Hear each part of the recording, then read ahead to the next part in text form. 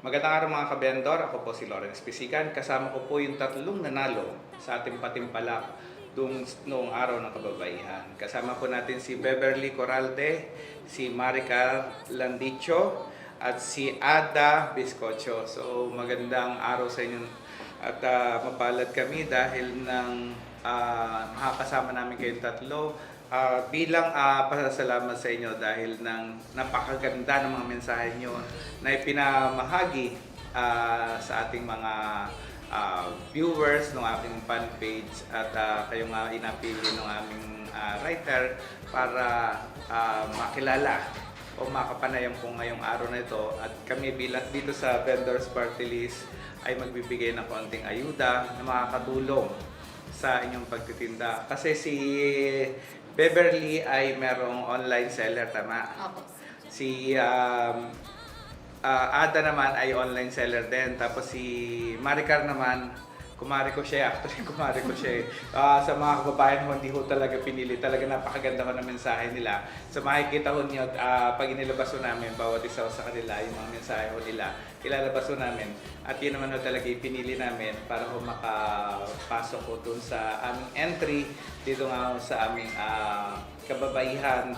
Ano nga ba ang kahalagahan ng kababaihan? At bilang Mother's Day po, siyempre may advance regalo kami dito sa mga nanay na talaga nagsusumika para maiahon ng kanilang pamilya.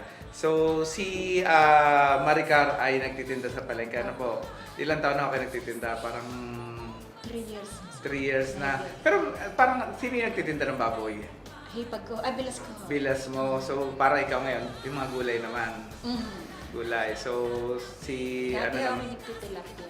Tilapia. Sa highway ho noon. 14 years ako nagtinda sa Oo, doon sa doon Tapat ng barangay sa na barangay, Tukawan. oo, doon. So nag-stop ka naman, nag-level up ka doon sa pagiging yun, gulay. So si Beverly naman, online seller, anong Ako po isa pong factory worker na nag-online seller po. Mga personal collection po. Minsan po mga chili oil, nagkaano din po. Nagbebenta. Saan may naangkat yung ano? Dito po sa taga-bayan lang po. So nakakatulong ka rin doon sa ating mga kababayan. Tapos si Ada naman, online seller din. Ang iyon naman inaangkat mo sa Divisoria. Ayun, sa Divisoria doon inaangkat. So ano yung may mga mga item ng Ano po, damit, mga gamit po sa bahay, tsaka po mga pagkain kasama na rin. Si Maricar naman ay Gulay. gulay. Kaya lang gulay ngayon masyadong parang mahirap pa nga ako ang gulay. Pag nalantang gulay, lugi ka na, di ba? Kaya huwag mo kadadamihan ng bibilhin. Tama lang. Yun ang nagiging problema natin doon sa ating mga kabendor kasi most of them ang kanilang puhunan ay nanggagaling, minsan inuutang Oo, 5-6. 5-6. So, pag utang sa 5-6, parang kumikita ay 5-6. Kaya nga, itinatag tong vendors para makatulong kami dun sa mga maninindang Pilipino. And yet, may mga programa kami na sisimula kung papalarin yung vendors ay magtatayo kami ng lending institution na mas mababang pang tubo pero convenient para sa mga maninindang Pilipino na makakatulong talaga.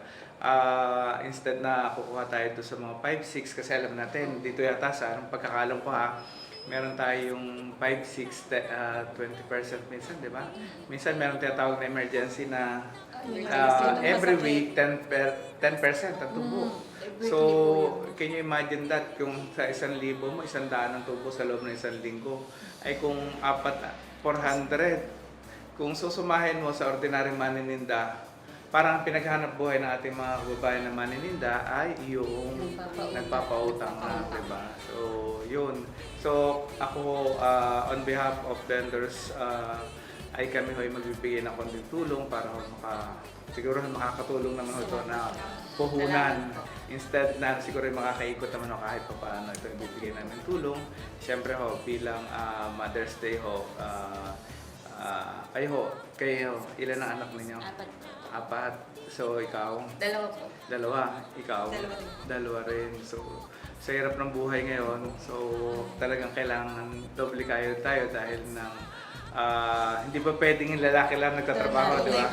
Kailangan talaga nagtatrabaho. Both partners ay nagtatrabaho. So yan po mga ka-vendors.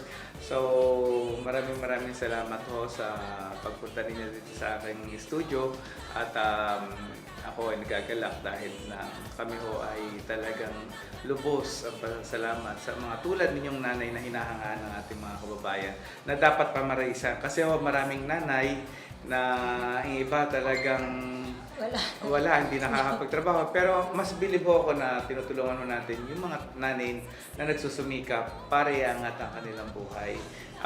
Hindi kinahihiya ang pagtitinda kasi tayo ho, nakikita natin at talagang inaalam mo natin kung anong kalagayan natin mga vendors. So muli po, maraming salamat po Beverly, Maricar, and Ada sa pagpapaunlak bilang pagpunta dito sa studio namin para makapanayam ng inyong nag-iisang ka-vendor, Lawrence Pisigan.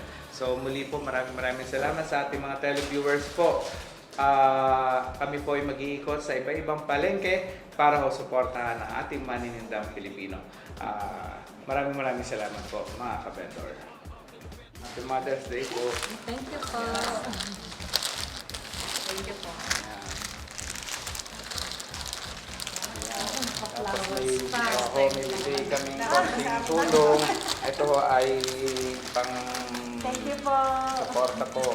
Ayan, pang dagdag ko sa Thank you po. yung ano. Thank you po. Maraming salamat po. Maraming salamat mga ka-vendors. Silang yung tatlong nanalo. Actually, 5 ho silang nanalo. Kaya lang ho, yung isa ay on the way pa lang. Pero yung isa ho, di ho namin mga contact eh. Nagtatry ho kami message pero hindi ho siya nag-reply. So muli po, maraming salamat mga ka-vendor.